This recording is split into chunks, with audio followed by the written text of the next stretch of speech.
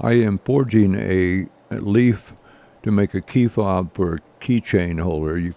I'm using a 1/4-inch square stock, and by heating it up in the coal forge, the metal becomes soft, so I can move it with the hammer on the edge of the anvil and draw out a point, as you're seeing now.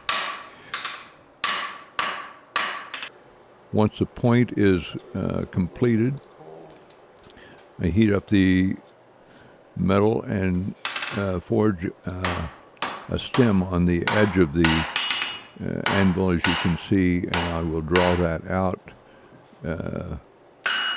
and punch a hole in it, as you've seen done now.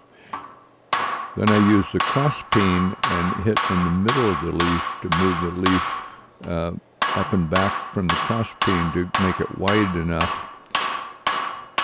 so that I can then forge the edges of the leaf.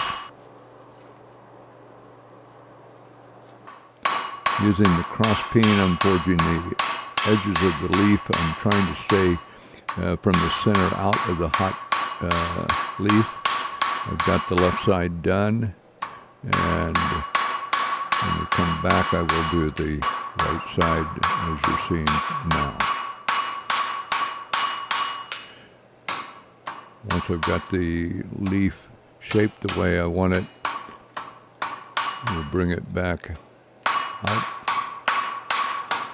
and cut the end off.